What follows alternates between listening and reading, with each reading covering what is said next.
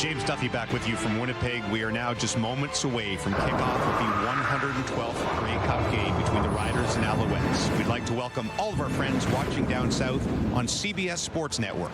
Now, our national anthem.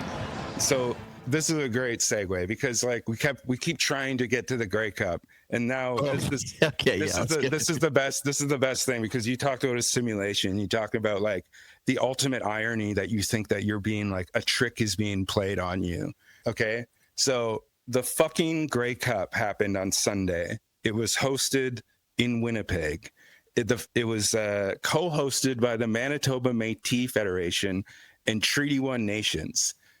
It was presented in a way that was like reconciliation in Indigenous leadership as the leaders of this event. It was also 140 days to the day that the Canadian state executed Louis Riel.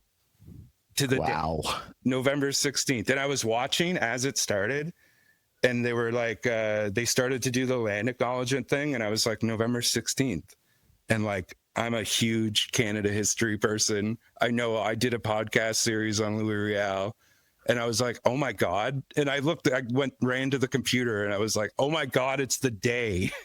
It's 140 years to the day in Winnipeg. That is wild. I mean, in the capital, like, how can you? In the capital of the fucking province he founded. And did they?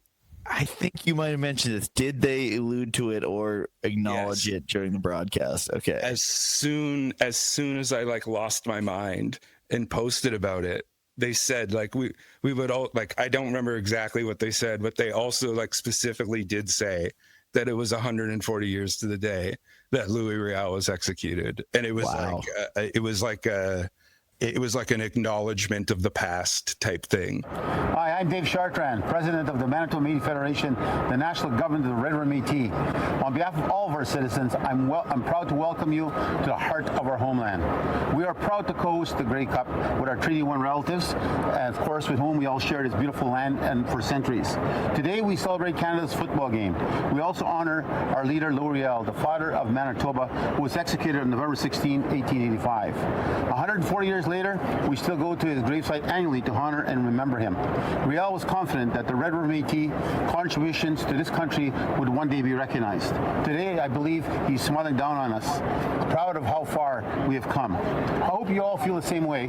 The warmth of our hospitality in our city and our pride in Winnipeg and Manitoba, we're now called Friendly Manitoba for nothing. On behalf of Louis Riel, the Red River Métis government, our citizens, and all Manitobans, we welcome you to the 112 Grey Cup. And it's so crazy too, because it was the Rough Riders and Riel was hanged in Regina. Wow. I know. It's just like, there's like that sick, sports, when sports are playing a trick on you, where like, I believe, I've come to believe that many sports franchises are just like cursed by these like trickster spirits that are trying to teach you this lesson to just like ultimately let go, and just let these things wash over you. And I feel like that is that almost like Canada as a whole is also cursed by some type of spirit like that, where there's just there's these insane ultimate ironies that occur that are just like, you couldn't make it up. Yeah. And with Canada, it's almost like, rather than like the trickster or Loki or like a chaos god, ours is like a kind of goofy dope, like a bumbling goof. Yes, it's Doug Ford. Yeah. Yes. It's like the Doug. Yeah, it's like the whatever spirit has taken over Doug Ford. That's like essentially what it is. Oh yeah, I mean, the fact that both of the brothers have that, like, I mean, no one's touching Rob obviously, but when Doug's like, they both have this knack for absurd, clownish physical comedy that is just magical. Yes, I call it aw shucks politics. Oh yeah. Rob Ford once said, I've might have smoking a bit of crack. I'm not perfect. Which we can all relate to that. Yes. And And that's the thing. That's the magic of it. And Doug has done it too. Doug got caught with the fucking land deal for the fucking Greenbelt. And he literally did aw shucks. Like he was like, oh, is that people make mistakes. That's one of his daughter's stag and doe, which as someone from rural Ontario, yeah, stag and doe is where you want to get those greasy backroom deals go. And people were just like, well, he's right. People make mistakes. Like corruption is about a series of mistakes. Yeah. And like it works. Like it works. It just works. People are like, well, at least he's trying. You know what I mean? At least he's honest. And it's like, no, this is like a thing where it's like there's nothing you can do. It's like that George H.W. Bush thing where it's like hidden in plain sight, and in doing that, it's like a ritual of power where it's like there's nothing you can do. That nasty Dick Cheney just took advantage of his simple mind. Speaking of Dick Cheney, it took Dick Cheney dying for me to get over the Blue Jays losing. So yeah, we really needed that. That definitely came at the right time. Yeah. Return you to exciting 15th round action at the Canadian Football League Draft. And so the Saskatchewan Roughriders, who scored only 4 rouges all last season, Jack. So the Grey Cup, I don't know if you watched it, but I had a rooting interest. Yeah, I did. You know what? It was pretty good football. It was like good quarterback play, which is often lacking in the CFL. And one thing I love about CFL ball, and I've not been kind to it in the past, I will say the last CFL game I went to was a game that went kind of viral. I think it was Argos Blue Bombers. It was not a good offensive game, but it ended on a rouge, like a missed field goal rouge. And that game went kind of viral because it was right around when like Trump was really starting the rhetoric about the 51st state and all that shit. And so a bunch of like kind of MAGA Americans on Twitter were like, can you believe Canada gives out fucking participation medals for missed field goals? I was like, that kind of got us on that one. It was like, so that was the last game I was at. And anyway, this Grey Cup was a real nice change of pace because it was a nice, crisp game, a great quarterback play. Oh, what I was going to say, sorry on my digressions. I love that in Canadian football, they have like goal line quarterbacks, just like big old boys who come in and are quarterbacks just to fucking stick their head into the pile. It's kind of fun. Yeah. You would be surprised to know that they are actually removing that rule next year. Not the rouge, but the walk-off rouge. You know what I mean? Okay. Sorry, I thought you meant something about the goal line quarterbacks. I was going to ask, because I'd heard about all these rule changes. One interesting little thing is I played high school football. We played a 4-down, 12-man big field, which I was like, that's a pretty cool compromise. Yeah, like, that was my main complaint about Canadian football. Yeah, although it does make it fun. Like it does. I mean, it has to be distinct from America. I will say it was more fun to play with 4 downs, but it has to be distinct in that way from American ball. So what are the rule changes that are currently proposed? I think I heard that it was like the end zones. Is that correct? Yeah, the end zones will be smaller. They're moving the field goal. Yeah, they're moving the uprights, which is make it so that there'll be no more of those plays where a missed they use field the goal uprights can be pick or okay. Where a missed, like run Bama run, like that type of play isn't going to be able to happen as much because if you kick a field goal outside of the uprights, there's no room to return it. You know what I mean? And then also, the walk-off rouge, like rouges will still be in the game, but there will be no more, you can't win the game on a rouge.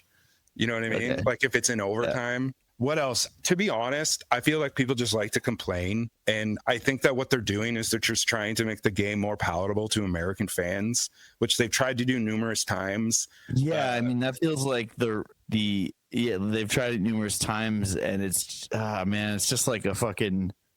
like the Democrats going down the center. You're like, this never works, and you keep wasting resources doing it. Yeah, that's a good point. I don't know. I'm going to try to be slightly optimistic just because I feel like it's a Canada thing, and like there's probably like some minds involved in this that are more motivated than just football. And they want to preserve the cultural element of it too. I'm sure there's focus on that. Yeah, I will say though, to get back to general sports commentary, the fucking broadcast was terrible, absolutely awful. Like the screen kept going black while the game was being played. So like it was not your TV, it was something on their side. And like right as the game came on, Like right as the broadcast came on, it just dropped and didn't come back, went to commercial and then came back. Also fucking Machine Gun Kelly for the halftime show. Oh my God, that's brutal. Horrific. Wasn't like last year or the year before, they're not someone pretty, I gotta check this out, the last Grey Cup performers. I feel like there was someone good. Oh, this is a good segue too. Machine Gun Kelly, yeah, that's pretty embarrassing, but was he wearing a Bombers jersey? Is that what he was wearing? I have no idea. It was so bad. I had to walk away. I had to change it to something. Oh, I wouldn't blame anyone for that, certainly. It was like, I would rather you just have a normal, like low, like mid-tier Canadian country music artist that was just playing covers. Like they had fucking Our Lady Peace open. And it's like, what the fuck are you doing? Have them. Like, and they played fucking their hits. Like they played the good shit. And they opened. Like, why the fuck would you not have them play the halftime show?